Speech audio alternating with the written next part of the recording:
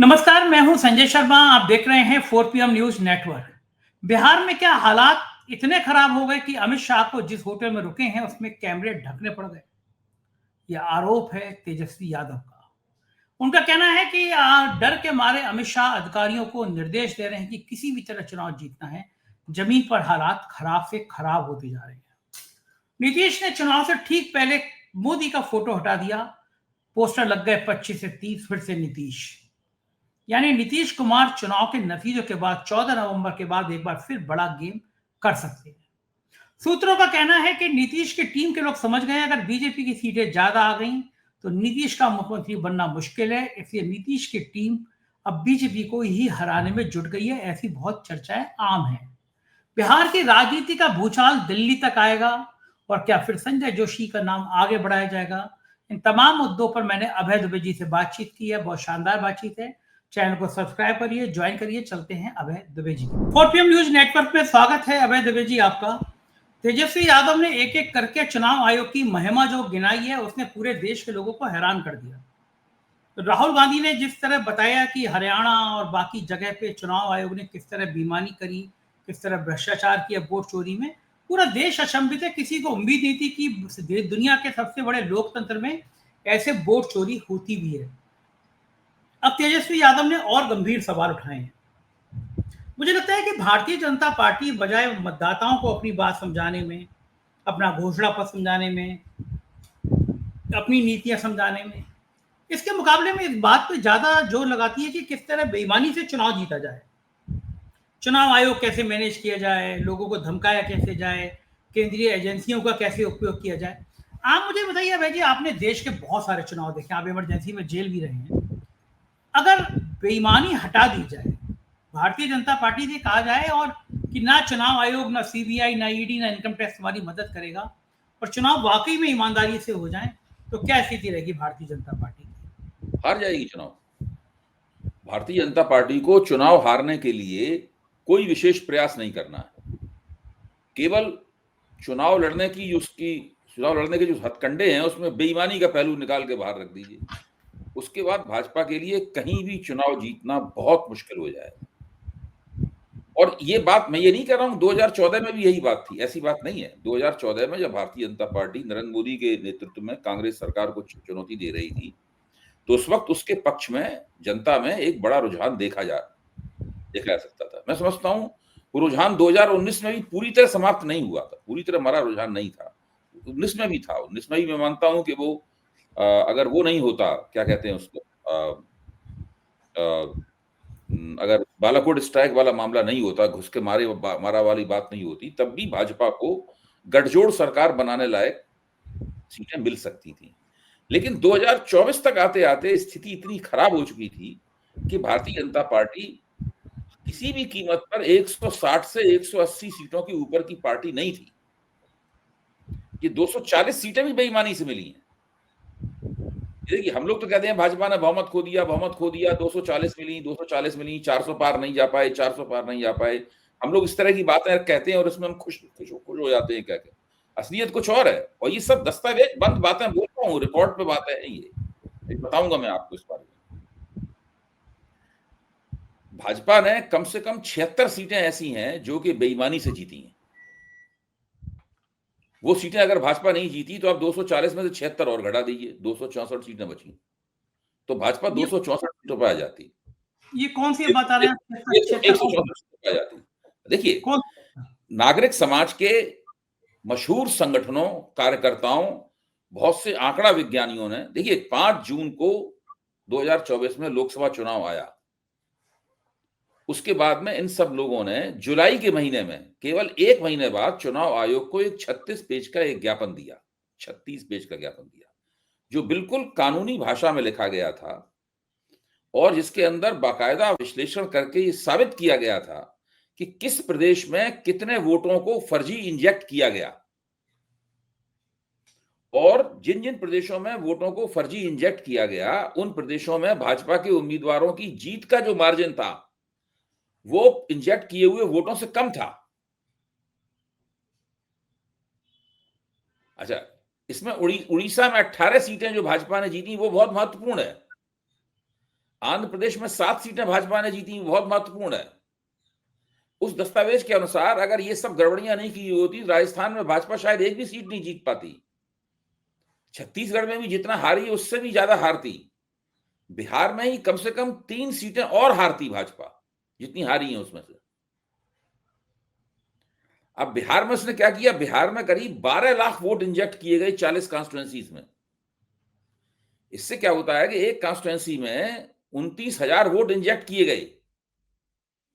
अब आप सोचिए कि अगर इसको विधानसभा में आप ट्रांसलेट करें, विधानसभा में प्रोजेक्ट करें इस पूरे आंकड़े को, और चालाकी से वोट इंजेक्ट किए जाएं, तो बिहार की 80 सीटों में करीब 30-30 हजार वोट इंजेक्ट किए जा सकते हैं।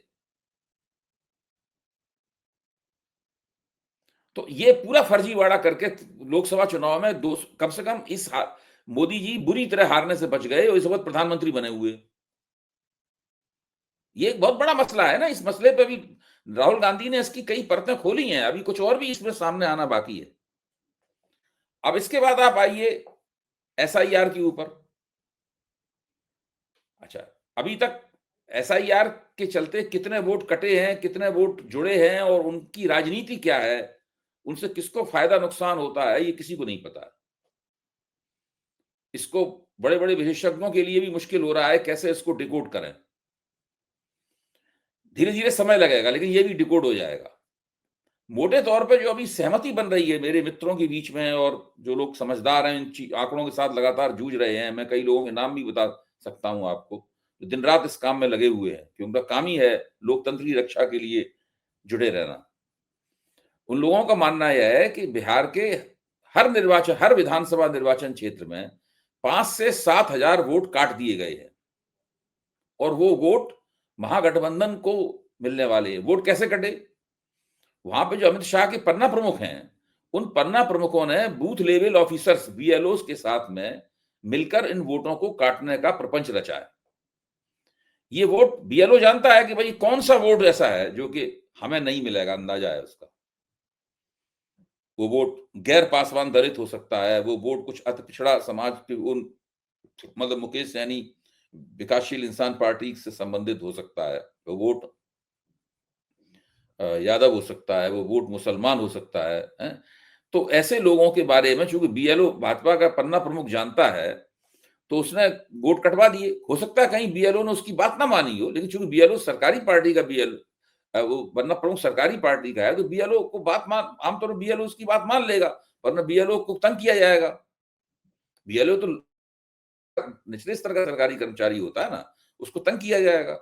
तो वो ये जो हर निर्वाचन क्षेत्र में 5-5, 7-7 हजार वोट कटा है, ये क्या रंग लेगा, किधर इससे क्या फर्क पड़ेगा, ये सब अभी 14 तारीख को चुनाव नतीजे आएंगे तब बात मालूम पड़ेगी।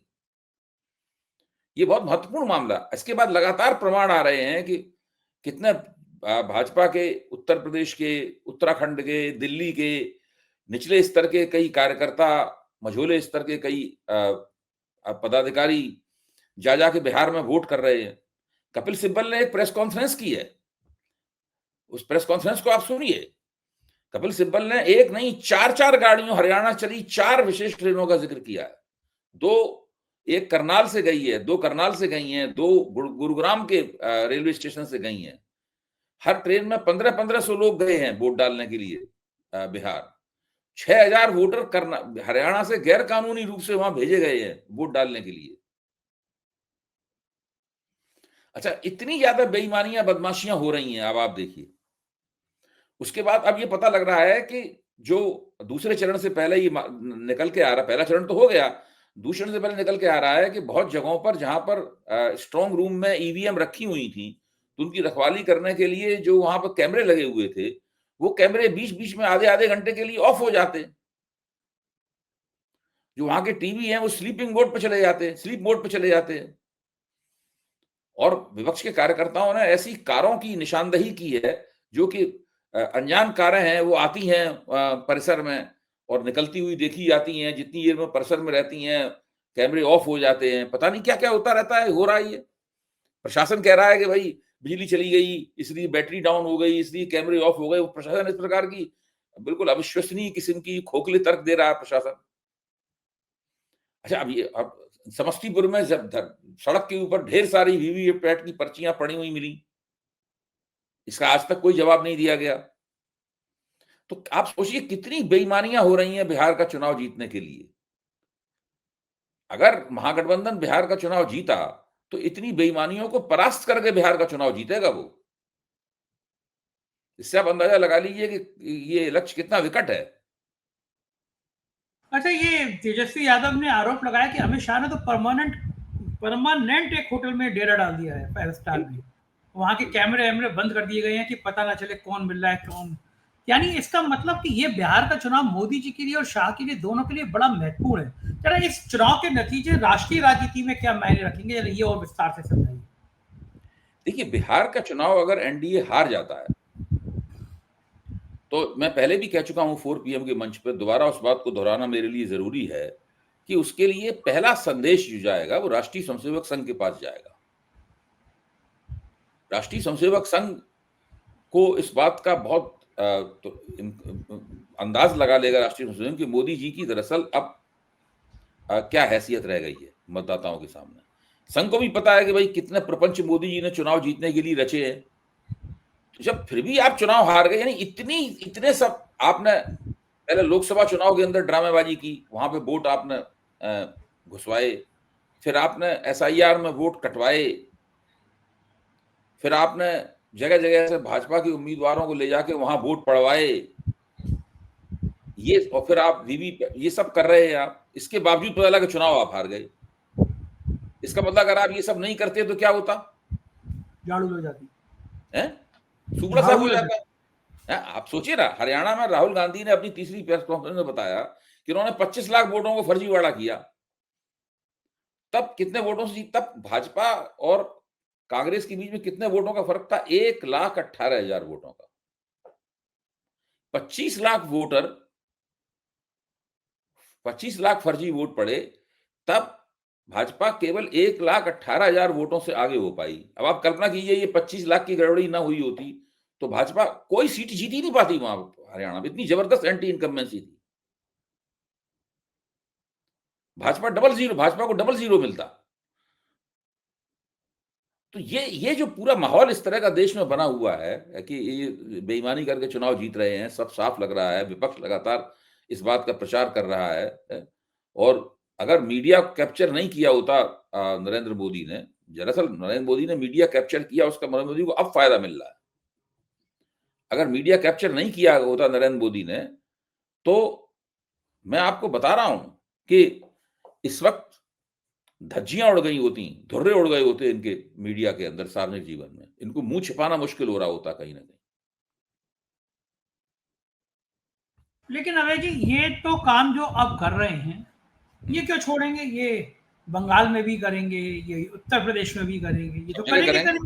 तो फिर इनसे फिर निपटने की तरकीब क्या है? निपटेंगे कैसे? तो ये जीतते चले जाएंगे हर जगह। निपटने की बहुत सी तरकीब है, मैं वो भी बता रहा हूँ। देखिए, निपटने की पहली तरकीब क्या है? ये वोट इंजेक्ट करते हैं और वोट काटते हैं। वोट अपने वोट जोड़ना और दूसरे के वोट काटना, यही तो मुख्य बेईमानी का मेन जो तरीका है, यही तो है ना। तो सबसे बहुत जरूरी काम है, इसको मैं हरियाणा और महाराष्ट्र के चुनाव से कह रहा हूं और सभी लोग कह रहे हैं दरअसल, कि जो लोक प्रतिनिधित्व कानून है उसमें इलेक्शन कराने के नियमों में 1961 में बना था, उसमें एक नियम है जो मैंडेटरी है किसी भी पीठासीन अधिकारी के लिए। वो नियम मैंडेटरी यह है कि उस मतदान केंद्र में जितने भी पोलिंग एजेंट हों, जितनी पार्टियों के, सबको मतदान खत्म होने के बाद में 17C फॉर्म का पीठासीन अधिकारी दस्तखत करके उसको दे। उस 17C फॉर्म पे क्या लिखा होता है? 17C फॉर्म लिखा होता है कि कितने मतदाता इस मतदान केंद्र में रजिस्टर्ड थे, कितने मतदाताओं ने वोट डाले, कितने मतदाताओं ने वोट नहीं डाले, वो उसका प्रामाणिक दस्तावेज है। अगर उसी वक्त तमाम पोलिंग एजेंट जिद करके, लड़के, संघर्ष करके किसी तरीके से पीठासीन अधिकारी से 17C फॉर्म ले लें, तो उसके बाद में उस मतदान केंद्र पर वोटों की संख्या नहीं बढ़ाई जा सकती। अच्छा, पिछली बार बिहार के लोकसभा चुनाव में महागठबंधन की पार्टियों के कई पदाधिकारियों ने चुनाव आयोग को लिखित कंप्लेंट की थी। वो कंप्लेंट्स भी रिकॉर्ड पे हैं कि हमारे पोलिंग एजेंट्स को 17 सी नहीं दिया गया, और जब उन्होंने मांगा तो उनसे बदसलूकी तक की गई। जो चुनाव का संचालन करने के लिए जो सिक्काबंद कानून है, विपक्ष को चाहिए कि जिद करे कि इन कानूनों का पालन हो, और अगर कानूनों का पालन नहीं होगा तो फिर उसके प्रमाण जमा करे, उसके प्रमाण जमा करे, ताकि उन सब चीजों पे अदालतों में ले जाके उनको मुकदमों में खींचा जा सके, सड़कों पे जुलूस निकाले जाएं, संघर्ष किया जाए, प्रेस कॉन्फ्रेंस की जाए, वो सब मतलब ये सब संघर्ष करने होंगे, वरना ये लोग तो एक एक करके चुनाव जीतते चले जाएंगे। मैं तो ये भी मानता हूं कि अभी तो नहीं, कुछ दिनों बाद ये लोग दक्षिण भारत में भी चुनाव जीतना शुरू कर देंगे। और क्या, ये तरकीब रही तो दक्षिण चुनाव जीत गई भाजपा। ठीक बात है। पहले केरल में चुनाव जीत गई भाजपा, ये हाँ, जीत ही जाएंगे। हाँ, ये सब होगा। अभी चंद्रबाबू नायडू को पता नहीं है, चंद्रबाबू नायडू हार जाएंगे वहां चुनाव, भाजपा जीत जाएगी चुनाव आंध्र प्रदेश में। बिल्कुल सही है। अच्छा, ये लेकिन इसके बावजूद भी इतने बौखलाए के हुए हैं। पूर्व डिप्टी सीएम है, उन्होंने, एक पत्रकार ने सवाल पूछ लिया कि क्या काम किया है, भाई ने हाथ ही मरोड़ दिया उनका, माइक छी ना हाथ मरोड़ दिया, इतना सीनियर नेता और ऐसे हाथ मरोड़ है। देखिए, पत्रकार तो उन लोगों की निगाह में कोई कुछ नहीं है। पत्रकार को तो वो कीड़े मकोड़े से भी ज्यादा नहीं समझते, क्योंकि पत्रकारों ने भी अपने आप को बेच दिया है ना असल में। तो पत्रकारों ने इतने बड़े पैमाने पर अपने आप को बेचा है, वो जानते हैं कुछ भी कर दो उसके साथ, किसी भी बेइज्जती कर दो, टुकड़ा फेंकेंगे, तैयार हो जाएगा हमारे लिए काम करने के लिए। जब बड़े बड़े पत्रकार दिल्ली में बैठे हुए हैं, जिन्होंने अपने महलनुमा घर बना रखे हैं, करोड़ों की इनकी साल में सैलरी है और आमदनी है, जब वो भाजपा, जब जब सारे पत्रकार देखते हैं कि ये भी बिक रहा है, वो भी लाइन में लगे हुए हैं, उन्हें भी कुछ मिल जाए, कौन छोड़ना चाहता है? ये बात तो ठीक है। और ऐसे में मतलब पत्रकारों को गरिया दो, गाली दे दो। तेजस्वी यादव ने ये कहा कि अब की आज चुनाव आयोग की हाल देख लीजिए कि अब 4-5 दिन बचे हैं रिजल्ट आने में, लेकिन अभी तक नहीं बताया गया कि कितने पुरुषों ने मतदान किया, कितनी महिलाओं ने मतदान किया। बताइए, तो सुप्रीम कोर्ट देख रहा है कि अगर ये नहीं बताएगा तो स्वतः संज्ञान ले। ये तो बिल्कुल चुनाव की लूट हो रही है, फिर लूट को कोई रोक ही नहीं रहा है। हाँ, अब इसमें क्या है कि पहला चरण जो था, पहले चरण का एक परसेंटेज आया है चुनाव आयोग की तरफ से। उस परसेंटेज के मुताबिक, अब पता नहीं परसेंटेज कितना सही है कितना गलत है, उस परसेंटेज के मुताबिक पुरुषों के मुकाबले महिलाओं ने 7% ज्यादा मतदान किया है, लेकिन टोटल नंबर आना चाहिए उसके, पुरुष ने कितना किया, महिलाओं ने कितना किया, क्योंकि परसेंटेज जो है ना वो अलग चीज है, और टोटल नंबर आने चाहिए कि भाई इतने लोगों ने मतदान किया, इतने लोग रजिस्टर्ड थे, इतने मतदाता थे पहले दौर में 121 सीटों में, उसमें इतने पुरुषों ने मतदान किया, इतनी महिलाओं ने मतदान किया, ये सब आना चाहिए इसमें। अगर ये इस तरीके से नहीं आएगा तो चुनाव आयोग अपनी जिम्मेदारी को पूरा नहीं कर रहा है। तो अच्छा, ये आ क्यों नहीं रहा, कारण क्या है? पता नहीं, शक होता है इन तमाम बातों पे। चुनाव आयोग की जो काम करने का तरीका जो है वो पारदर्शी नहीं है। एक तो वो कनेक्ट नहीं करते हैं, वो डे टू डे लोगों के साथ, पत्रकारों के साथ में कनेक्ट नहीं करते हैं, मीडिया को अपनी तरफ से आधिकारिक खबरें नहीं देते हैं। अब बताइए, राहुल गांधी ने 30वीं प्रेस कॉन्फ्रेंस की, कितने संगीन आरोप लगाए, चुनाव आयोग ने आज तक कोई आधिकारिक प्रतिक्रिया नहीं दी है। जो भी प्रतिक्रियाएं आई हैं वो सब सूत्रों के मुताबिक हैं, कुछ नहीं बोल रहा। आप नाराज होते रहिए, आप कुछ भी कहते रहिए, कोई असर नहीं है उसके पास, कुछ नहीं करता। बिल्कुल बिल्कुल ठीक बात है, उनको फर्क ही नहीं पड़ता कि वो क्या कहेंगे। अच्छा, बताइए कि एक बड़ा सवाल यह है कि भारतीय जनता पार्टी का राष्ट्रीय अध्यक्ष का चयन रुका हुआ है। आपको लगता है कि बिहार के जब नतीजे आएंगे तो क्या उसके बाद भारतीय जनता पार्टी के राष्ट्रीय अध्यक्ष के नाम पे चर्चा शुरू होगी, और किस आधार पर कौन भारी पड़ेगा, संघ भारी पड़ेगा या भारतीय जनता पार्टी भारी पड़ेगी? लोग तो ये उम्मीद बहुत दिनों से लगाए हुए हैं, कोई आज से थोड़ा उम्मीद लगाए हुए, हम लोग तो जा रहे कब से ही उम्मीद लगाए हुए हैं कि इस तरह का ये होगा, लेकिन उसका नंबर तो नहीं आता है। नड्डा साहब लगता है हमेशा के लिए भाजपा के अध्यक्ष हो गए, और उससे अमित शाह को, असल में अमित शाह को अगर राष्ट्रीय स्वयंसेवक संघ एक ऐसा अध्यक्ष बना दे जो नाम मात्र का अध्यक्ष ना हो, और अमित शाह के हाथ से भाजपा का नियंत्रण छीन ले, उस स्थिति से तो नरेंद्र मोदी के लिए ये स्थिति ज्यादा मुफीद है। नड्डा साहब अध्यक्ष बने रहे और भाजपा को चलाते रहे अमित शाह। तो ये ऐसे चलता रहेगा? चल ही रहा, कब से चल रहा है। मेरी नागपुर में मतलब एक बहुत सीनियर, मतलब पहले 5 टॉप के 5 या 7 में नंबर आता होगा, उनसे बात की अध्यक्ष को लेके, तो उन्होंने कहा कि बड़ा दुखद है ये बोले मोहन भागवत जी ने सही कहा था, हमारे हाथ में तो हम 24 घंटे बताए थे, लेकिन बड़ा दुखद है ये अध्यक्ष ना बनना। यानी संघ के अंदर भी बेचैनी तो है, संघ ये समझ तो रहा है कि चीजें खराब आप हो ये रही हैं। देखिए, जब मोहन भागवत कहते हैं कि हमारे हाथ में होता तो 24 घंटे में बना देते, मैं तो कहता रहा हूँ मोदी जी के हाथ में होता तो 10 मिनट में अध्यक्ष बना देते, 24 घंटे भी नहीं लगते उनको। यहाँ तो सवाल ये है कि दोनों दोनों उसमें इसमें रस्साकशी हो रही है। यही है जहां ये तय होगा कि भाई भारतीय जनता पार्टी को नियंत्रित कौन करेगा, संघ नियंत्रित करेगा कि नरेंद्र मोदी नियंत्रित करेंगे। ये इसी पे तय होना है। और चूंकि नरेंद्र मोदी का कोई विकल्प फिलहाल में नहीं है राष्ट्रीय स्वयंसेवक संघ के पास में, इसलिए संघ ऐसा कोई काम करना नहीं चाहता जिससे लगे कि नरेंद्र मोदी की पूरी अथॉरिटी जो है उसका उल्लंघन कर दिया गया, अब इनके पास कोई अथॉरिटी नहीं बची। हाँ, अगर ये बिहार का चुनाव हार गए तब संघ वास्तव में ऐसा कर सकता है। संघ कहेगा अरे भाई तुम्हारे कहने से तो कोई वोट पड़ता नहीं है। नरेंद्र मोदी का महत्व क्या था? नरेंद्र मोदी का महत्व ये था कि भाजपा का जो स्थापित समर्थन आधार था उसके ऊपर नरेंद्र मोदी कुछ परसेंट लाते थे अपने दम पे। वो 2024 में वो नहीं ला पाए। तो नरेंद्र मोदी के बिना भी भाजपा 150 पौने 200 सीटें जीत ही सकती है।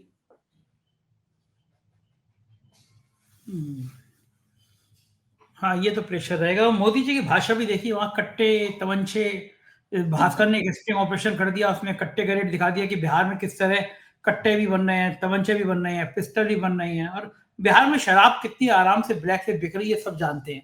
बाकी में कि बिहार पिछले कुछ सालों में जंगल राज बन ही गया है। देखिए, नीतीश कुमार का एक स्वर्ण युग था और उस स्वर्ण युग की यादें अभी भी लोगों के मन में हैं। इसीलिए नीतीश कुमार के खिलाफ व्यक्तिगत रूप से कोई ऐसी भावना इस चुनाव में किसी ने व्यक्त नहीं की। मैं ये मानता हूं कि नीतीश कुमार का प्रदर्शन इस चुनाव में भारतीय जनता पार्टी से बेहतर रहेगा एनडीए की अंदरूनी राजनीति में। अगर नीतीश का प्रदर्शन बेहतर रहता है तो भाजपा इसका मतलब दूसरे नंबर पर चली जाएगी, पहले नंबर पर तेजस्वी का रहना तो तय है। तीसरे नंबर पर चली जाएगी फिर तो। बिल्कुल, भाजपा तीसरे नंबर पर चली जाएगी। ये तो बहुत बड़ा आघात हो जाएगा। मैं ये मानता हूं कि ये चुनाव जो है वो एनडीए और महागठबंधन, दो गठजोड़ों के बीच का चुनाव ना होकर तीन पार्टियों के बीच होड़ का चुनाव हो गया है। और वो तीन पार्टियां हैं राष्ट्रीय जनता दल यूनाइटेड और भारतीय जनता पार्टी। देखिए, महागठबंधन के 9-10 उम्मीदवारों में फ्रेंडली फाइट चल रही है, उससे महागठबंधन ने अपना नुकसान किया है, इसमें कोई शक नहीं। लेकिन फिर भी महागठबंधन की पार्टियां आपस में नहीं मुठभेड़ कर रही हैं। उसकी वजह है, कर भी नहीं सकती, क्योंकि तेजस्वी यादव 154 सीटों में चुनाव लड़ रहे हैं, तो उसको कोई उसके बराबर आ ही नहीं सकता है। जबकि उसमें एनडीए में भाजपा और नीतीश बराबर सीटों में चुनाव लड़ रहे हैं, तो वहां तो वैसे भी वन अपमैनशिप, कौन बेहतर होगा, कौन बेहतर करेगा, इसकी होड़ है वहां पे। अच्छा, पहले चरण के बाद जो होर्डिंग लगे हैं, अचानक लगे हैं पटना में, उसमें सिर्फ नीतीश का फोटो है, जेडीयू ने लगाए हैं, मोदी का फोटो ही हटा दिया उसमें से। लिख दिया सीधा सीधा नीतीश सरकार। मतलब वो ये फोटो बार है जो 25 से 30 नीतीश सरकार, ऐसी कुछ है कुछ। हाँ, इसका मतलब क्या है कि मतलब अब आर पार का मामला हो गया। देखिए, अगर नीतीश कुमार और भारतीय जनता पार्टी में कोई ज्यादा फर्क नहीं रहा, थोड़ा ही फर्क रहा, और भारतीय जनता पार्टी ने उसके बावजूद भी अपना मुख्यमंत्री बनाना चाहा, तो फिर तो बिहार की राजनीति लौट पलट जाएगी, फिर नहीं ऐसी रहेगी जैसी। और इसकी तैयारी जो है वो कहीं ना कहीं नीतीश कुमार के मन में भी है और तेजस्वी के मन में भी है। ऐसा सुनने में आया है कि कई निर्वाचन क्षेत्रों में इन दोनों पार्टियों के कार्यकर्ताओं ने कुछ आपसी समझदारी के हिसाब से वोटिंग करवाई है, बीजेपी को ठिकाने लगाने के लिए, क्योंकि बीजेपी सबको ठिकाने लगाना चाहती है, तो कुछ ना कुछ तो बीजेपी को उसका मजा चखाना होगा। ठीक है। एक आखिरी सवाल, योगी आदित्यनाथ ने वहां पे बुलडोजर चलेगा, बटोगे कटोगे, अपने सारे पेट डायलॉग बोले, इसका फायदा मिलेगा बिहार में, बीजेपी को नुकसान होगा? देखिए, इन बात आप कैसे हम लोग सोच सकते हैं कि इन बातों को मतदाताओं ने गंभीरता पूर्वक लिया होगा? उत्तर प्रदेश और बिहार दो बिल्कुल अलग अलग किस्म के राज्य हैं। नीतीश कुमार बुलडोजर संस्कृति के खिलाफ हैं। नीतीश कुमार ने बुलडोजर कल्चर का कभी समर्थन नहीं किया, और ना नीतीश कुमार के राज्य में कभी ऐसा चला। नीतीश कुमार आमतौर पर हिंदू बनाम मुस्लिम करने में भी पूरी तरह परहेज करते हैं, तो उनका तरीका दूसरा है। योगी आदित्यनाथ ये तो सब जगह भेजे जाते हैं, रटे रटाए उनके वाक्य हैं, वो रटे रटाए वाक्य सब जगह दोहरा देते हैं। अब आप देखिए कि उनका ये बटोगे तो कटोगे, ये सब पुराना पड़ चुका है। यहां तक कि अब नरेंद्र मोदी भी इन बातों को इस तरह नहीं दोहराते। तो योगी आदित्यनाथ तो एक पिटा पिटाया रिकॉर्ड है जो बहुत बार बच चुका है, उसमें कुछ नई बात नहीं है उनके पास। बिल्कुल ठीक कह रहे हैं, और शायद इसके नतीजे 14 तारीख को पता चल जाएंगे। बहुत बहुत शुक्रिया अभय जी, आपने मुझे इतना समय दिया, बातचीत की, थैंक यू। तो ये थे अभय दुबे जी, पूरी बातचीत आपने सुनी, कैसी लगी बातचीत बताइएगा जरूर। शुक्रिया, थैंक यू।